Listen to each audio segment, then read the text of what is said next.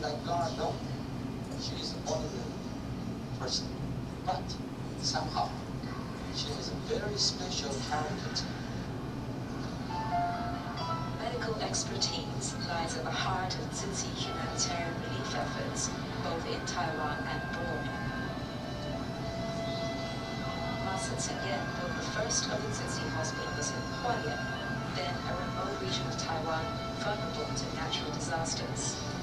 It is Buddhist compassion in action, a means of alleviating human suffering with the help of Western medicine. Master Chen started Tzu in 1966, a humble cooperative consisting mainly of housewives. Her mission was to help the poor, but she soon discovered the cause of poverty was illness. 他看到了这一些现象，就是因病而贫的现象，看到了花莲以及民众求医求不得的苦，所以他觉得他要在花莲为东部地区的民众来兴建一所慈济医院。所以当他讲这句话的时候，全场应该虽然是只有10几个人，可是也算是所有来的都是核心人物嘛。大家都空气都凝固了，大家觉得说这个应该不可能嘛，所以没有几乎大家脸色沉重，空气凝固。所以我就在那个时候我就说，我赞成，我赞成，师父我赞成。事实上那个时候真的非常的困难，因为找土地没有人相信嘛，所以都到处求啊，到处拜托啊。所以后来又要说8亿要盖医院啊。我走到哪里，人家就跟我讲说，哎，那个来了，那个来了，哦，就是我有精神病了，哦，因为那个时候花莲县政府啊，1年的预算大概1亿左右，那你一个出家人，一介米迷啊，一个瘦弱的米迷，你去做这件事情，你根本一文不名，怎么有可能要花那么大的业呢？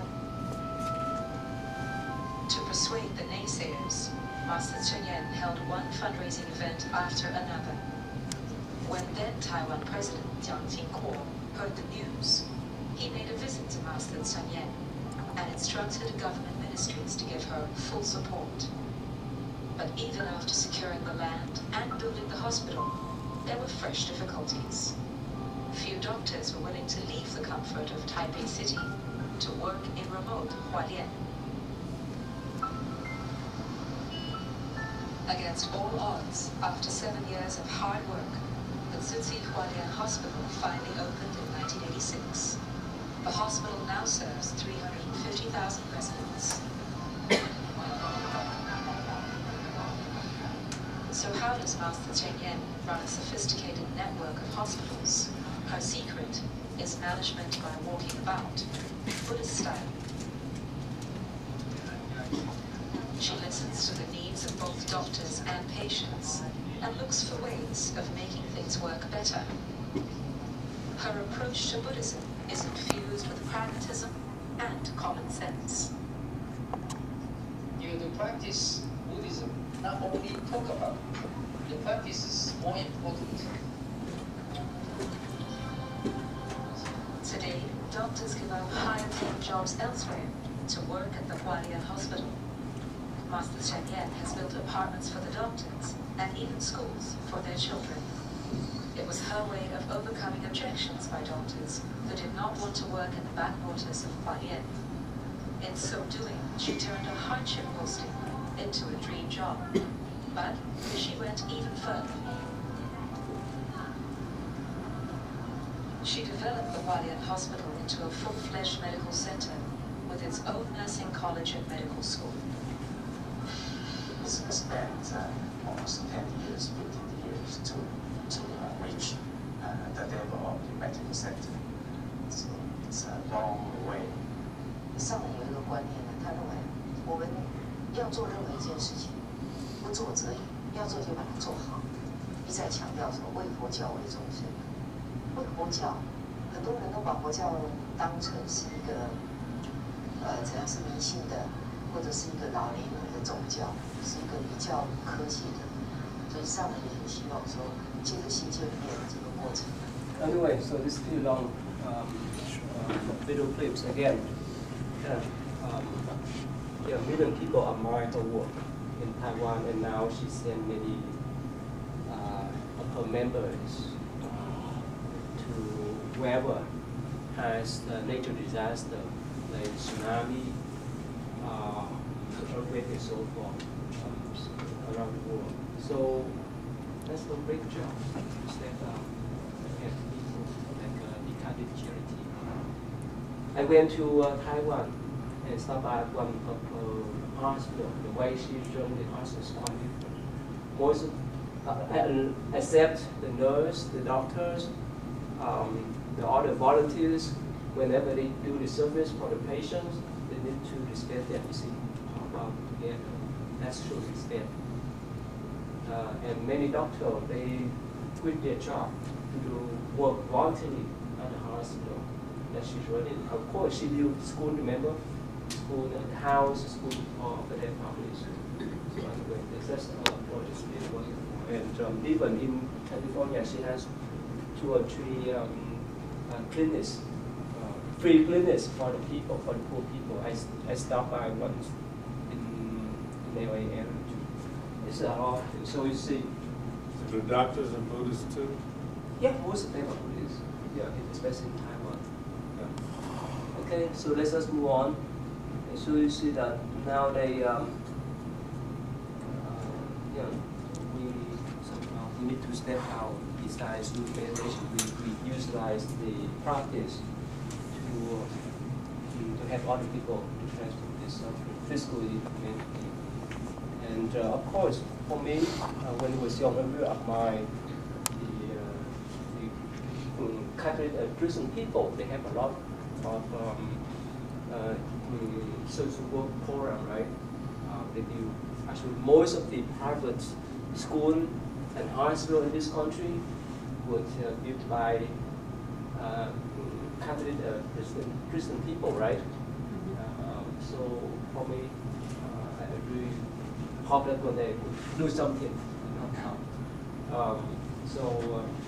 Again, this is the movement in Buddhist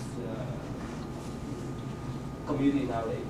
Okay, so number 3, I'll turn what to The Vipassana yes. movement? Yeah, I think it translated to insight meditation. yes. And I know that it came from the Theravada Buddhism. Yeah. But it's extremely popular here in America, and it's been that way since the 1980s. And I do know that the reason that it was so popular is because it's kind of independent from many of like the religious customs and stuff of Buddhism, and it's more only meditation.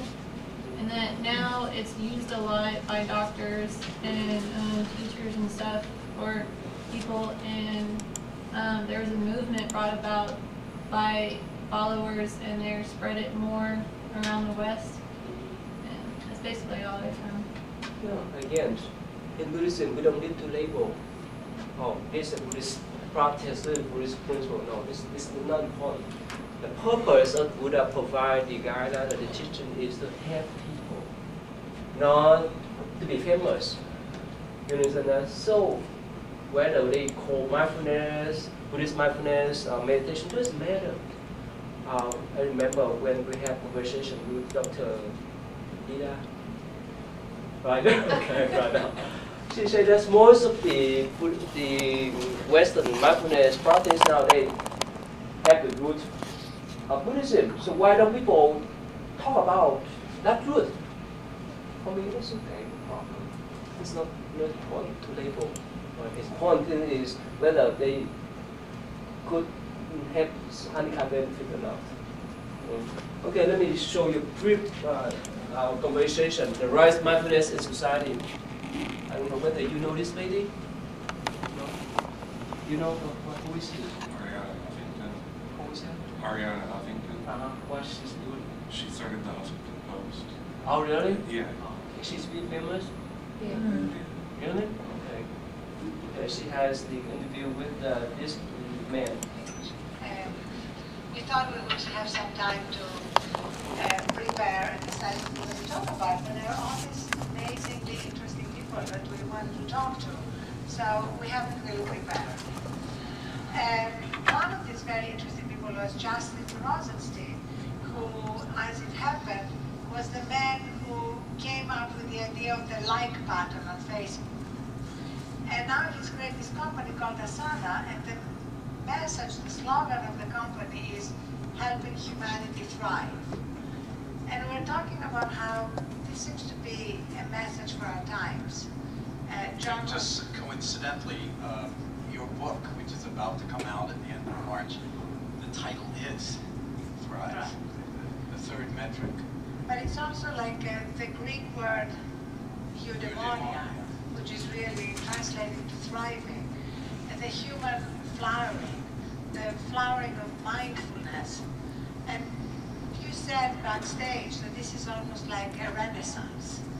Yeah, I do have a sense, and maybe you do as well, that what we're all participating in some sense in a certain kind of flowering of our own humanity. And if you recall the Renaissance back in Italy in the 17th century, was really about recognizing the sacred in the human and the human in the sacred.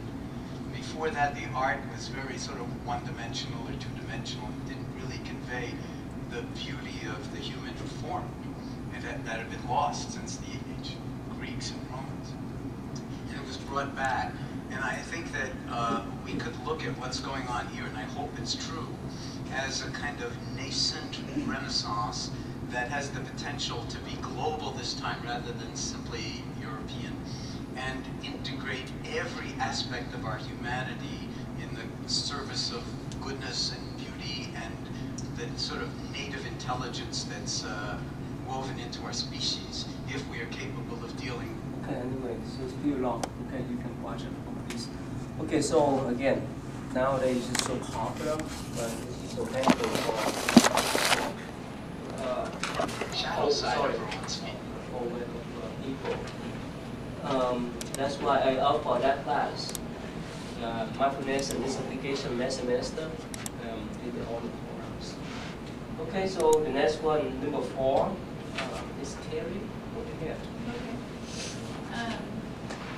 I have that the beliefs and practice of Buddhism drift back to Europe since the 13th century. Yeah. A clear picture of Buddhism as a whole didn't take shape in Europe until the middle of the 19th century, which is just about 150 years ago.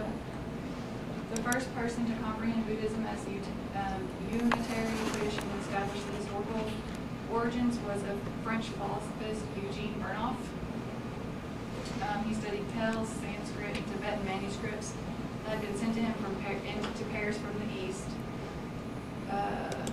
Pretty much through later generations of scholars, greatly expanded upon Burnouf's work and filed in many missing pieces. They regarded as essentially accurate the outline of the Indian Buddhism as it proposed to the groundbreaking study. Inspired by the Dhamma, a few adventurous spirits left their homelands to travel east to learn Buddhism and then come back and share it with other Europeans. And then currently, within Europe, starting early in the 20th century, Buddhist societies began to sprout. Buddhist journals commenced publications, and numerous books on Buddhism was brought into account.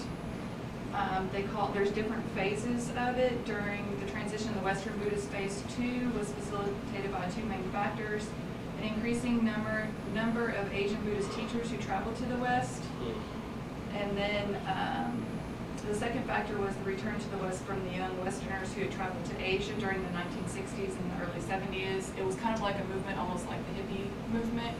A lot of people out West started practicing yoga, and they would even travel overseas to learn it. And I guess one of the famous people that did that was Irma Thurman. Her dad was kind of like a hippie guy that went yoga and traveled, learned Buddhist, and his daughter is also Buddhist. That was just somebody who I could point out. So other than that, that's really all I have. It's viewed in Europe as a sense of a path to awakening, a way that brings deep understanding to the mind and makes accessible new dimensions of being. Hence, at the stage of Buddhism becomes a means full of spiritual transformation directly through experience and not arrived by conceptual reflection. That's what I have. So which one was more striking points that you recognize? While Buddhism is spread in Europe? Which one? Which The Burnoff guy or whatever? Burnoff? Is that what you're asking me? I don't understand what you're asking. What's the more? Anything to say more? Basically, you know, I got pretty much what she said. And, try to summarize a bit. Okay, yeah, I'm going to summarize, you know. Okay. So what do you find? Like, you know, basically, you know, Buddhism started 2,500 years ago, but it was not known into the West in Europe until, like she said, like about the, actually it's like there was bits and pieces in the 18th century, but basically in the 19th and the 20th century, that's when, you know, people went to the East, to Asia, because they wanted to find out about it.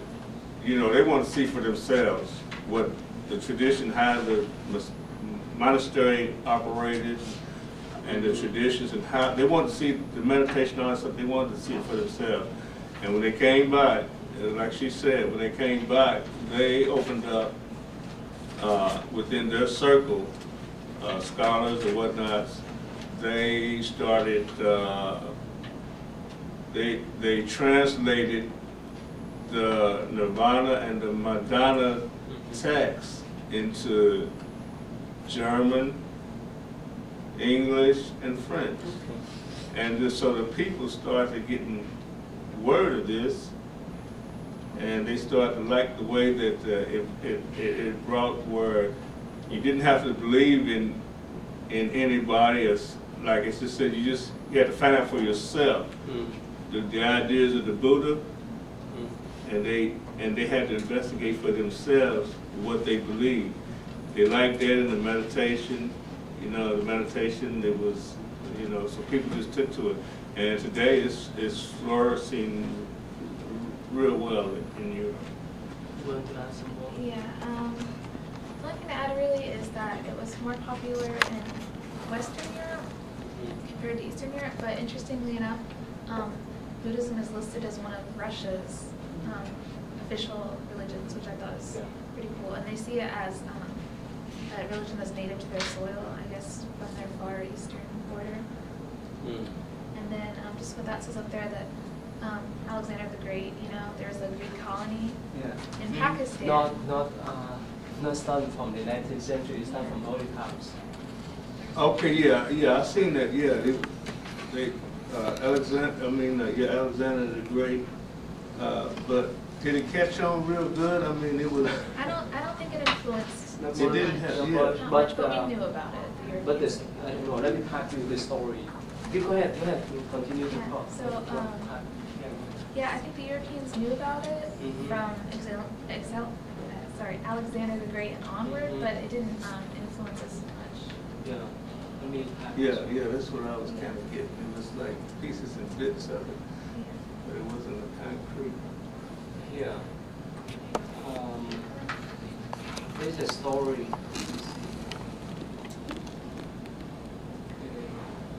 Yeah, I know he's talking. I know what you're talking about. And they refer to the story of a Christianity like story. The story of what they call Josephine. Buddha. Joseph, what's it say? Josephine and Barlan. You know about that story? Barlan. Can you tell briefly what it's about? Yeah, it's like it was a comparison. It was a story, Christian. It was based on a Christianity story, and it had the Buddha. They both had similarities, but you know, I'm drawing a blank from there. You know, I can't remember what the story was about. I mean, it was like I was just reading it. You know, while I was reading, I read about. Oh, right here. This is story here. Balaam and Josephine. That is the story of the Buddha, about the Buddha. This one here, right? Yeah, this one. Yeah. So there's stories of Buddhist monks that were kind of Christianized. Yeah. When remember during the Ashoka time, he sent many missionary groups to Western, Eastern Europe, basically. And this is why this story spread to the West.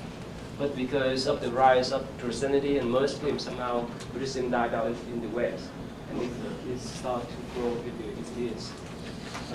So this just had the root there. Not starting from 18th century. Yeah.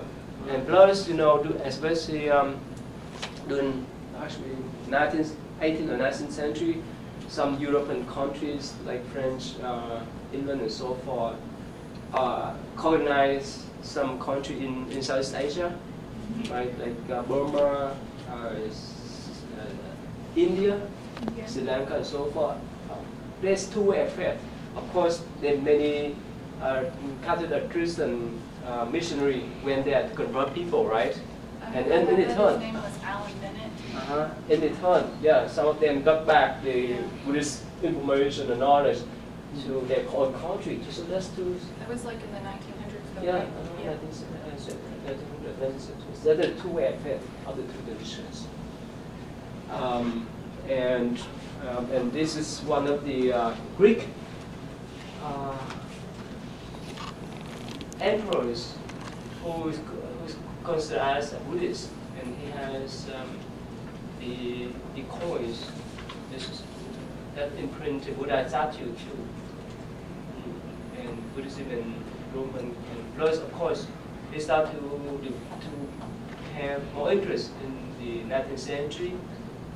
Again, like you say, many European scholars. Yes. What was the Greek Buddhist emperor? What was his name? Minhinda.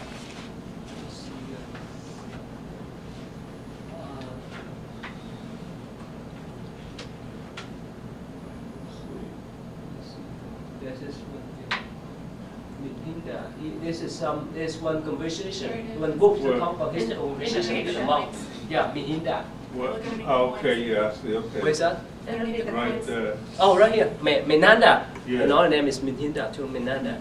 He's considered as Buddhist.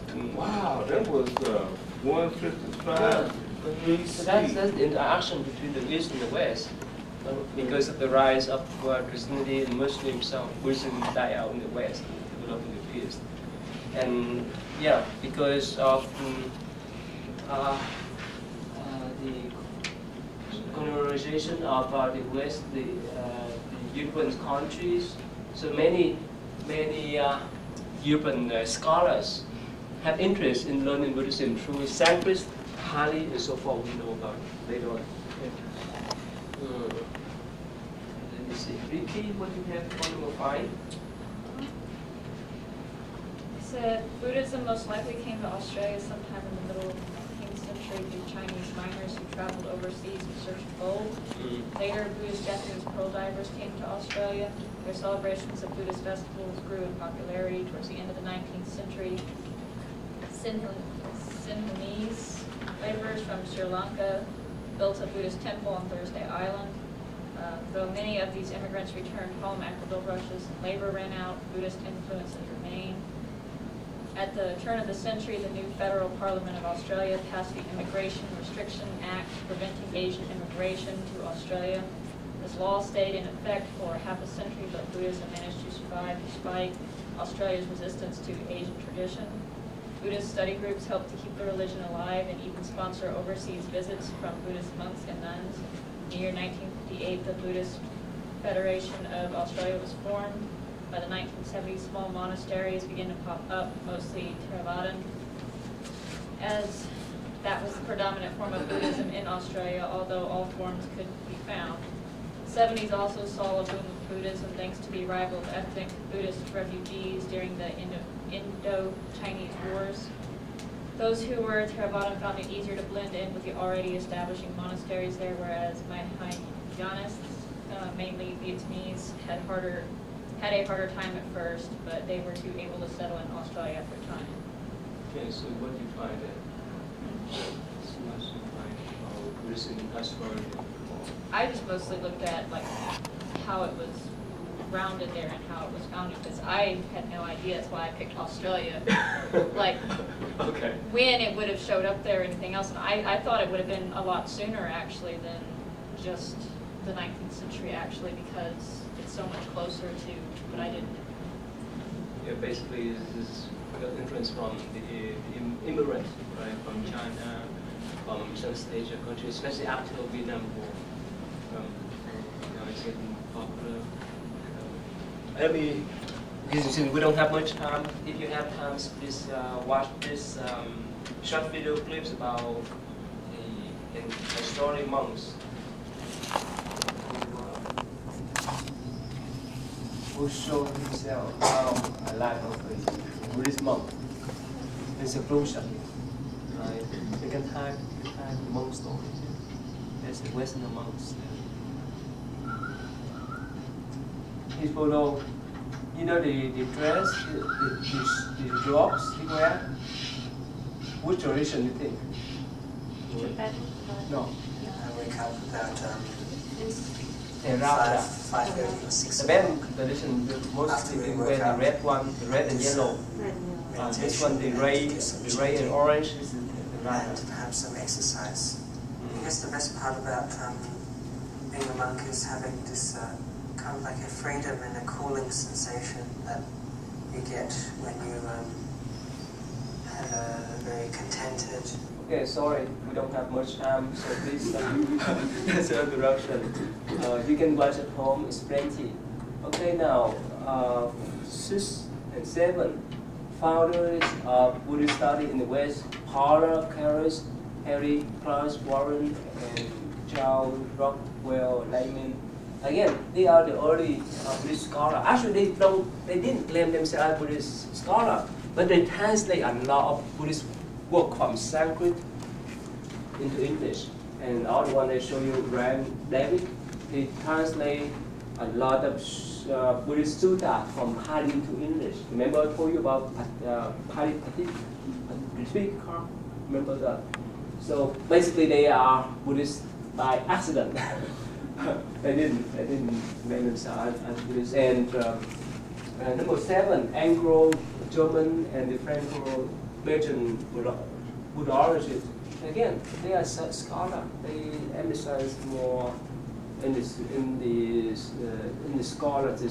scholarship way, in the academic field, to do more research about Buddhism and so forth. Actually, one of my Buddhist professor when I was at Kansas University, his name is Zhao Fabrish.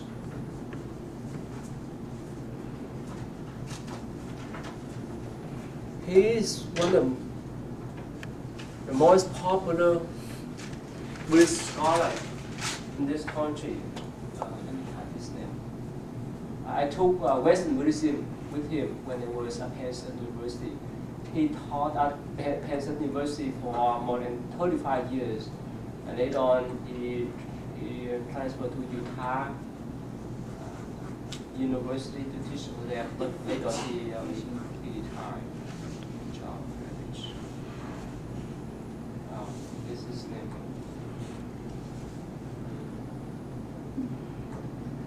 That's him. Yeah, he followed. His master is Chung-Pa. This is the Tibetan Buddhist monk, but he disrobed later on. He wrote a lot of books on Buddhism. He's one of the most popular Buddhist scholars in this country. Plus the other professor at my university, Professor Lancaster. There's a lot of scholars.